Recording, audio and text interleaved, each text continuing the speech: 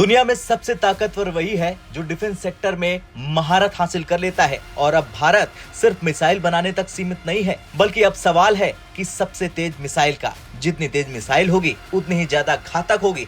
और अब भारत ने इस दिशा में एक ऐतिहासिक उपलब्धि हासिल की है। भारत की एक स्वदेशी प्राइवेट कंपनी हाईप्राइक्स ने तेज नाम का रैमजेट इंजन विकसित किया है, जो आवाज से 4 गुना तेज है। और खास बात यह है कि ये इंजन सिर्फ 5 महीनों में बनाया गया है। तो क्या भारत अब दुनिया की सबसे तेज मिसाइल बनाने में सक्षम हो पाएगा?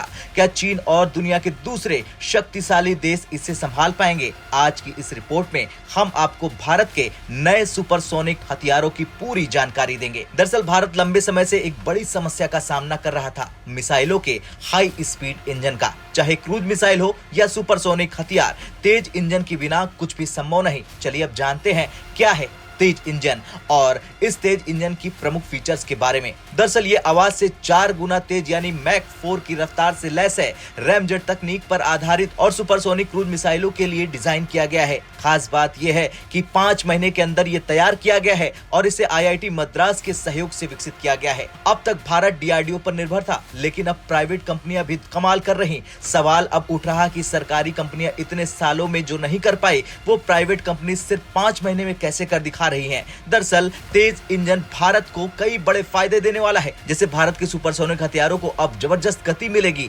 मिसाइलों का उत्पादन तेजी से बढ़ेगा, पुरानी मिसाइलों में नए इंजन लगाकर उन्हें अपग्रेड किया जा सकेगा। भारत का रक्षा निर्यात तेजी से बढ़ जाएगा। चीन और रूस इस समय हाई स्पीड मिसाइलों पर काम कर रहे हैं, लेकिन रूस के पास भी मिसाइलों से ज्यादा इंजन उत्पादन की समस्या है। ऐसे में तेज इंजन भारत को इस क्षेत्र में आत्मनिर्भर बना सकता है। चलिए अब करते हैं भारत और चीन के सुपरसोनिक इंजनों की तुलना। दरअसल भारत का ये तेज रैमजेट इंजन की तकनीक है। इसकी स्पीड मैक 4 से ज्यादा है और इसकी प्रोडक्शन क्षमता तेजी से बढ़ रही है। अब बात चीन की करें तो चीन के पास स्क्रैमजेट इंजन है, जिसकी स्पीड मैक 5 प्लस है और इसका प्रोडक्शन सीमित है।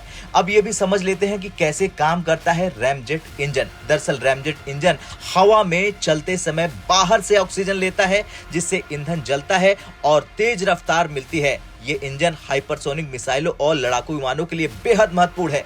भारत ने solid fuel ducted ramjet engine यानी SFDR पहले से ही विकसित कर लिया है, जो मिसाइलों की गति को मैक 4 तक बढ़ा सकता है। लेकिन अब तेज इंजन के आने से भारत के पास एक और हाई स्पीड इंजन का विकल्प मिल गया है। इसका मतलब है कि अब भारत सुपरसोनिक और हाइपरसोनिक हथियारों में और तेजी से आगे बढ़ जाएगा। चीन और पाकिस्तान को तेज इंजन की सफलता से सीधा झटका लगने वाला है। चीन के पास अभी तक इतना तेज और भरोसेमंद रैमजेट इंजन नहीं है। पाकिस्तान पूरी तरह से चीन पर निर्भर है, यानी उसके पास ऐसी कोई तकनीक नहीं है। भारत अब न सिर्फ तेजी से मिसाइल बना सकता है, बल्कि अपने दुश्मनों को उनकी हर चाल का जवाब भी दे सकता है। लेकिन यहाँ सवाल सिर्फ तेज इंजन का नहीं, बल्कि ये भी है कि सरकारी कंपनियों को अपनी सोच बदलनी होगी। DRDO ने SFDRF इंजन जरूर बनाया, लेकिन प्राइवेट कंपनी ने सिर्फ 5 महीनों में इस इंजन को बना डाला। सरकारी हथियार निर्माता कंपनियां अब भी धीमी गति से काम कर रही। अगर भारत को दुनिया की सबसे बड़ी रक्षा शक्ति बनना है, तो सरकारी कंपनियों को भी प्राइवेट कंपनियों की तरह तेजी से काम करना होगा। बता दें कि ये तेज इंजन सिर्फ एक शुरुआत है। आने वाले समय में भारत हाइपरसोनिक मिसाइलों और सुपरसोनिक फाइटर जेट्स पर भी तेजी से काम करेगा। अब देखना यह होगा कि भारत की सरकारी कंपनियां इस रफ्तार को पकड़ पाती हैं या फिर नहीं। लेकिन एक बात तो तय है कि अब भारत दुश्मनों को टक्कर देने के लिए पूरी तरह से तैयार है। आपका क्या कुछ कहना है इस सफलता को लेकर? कमेंट कर जरूर बताएं। ब्यूरो रिपोर्ट, भारत तक।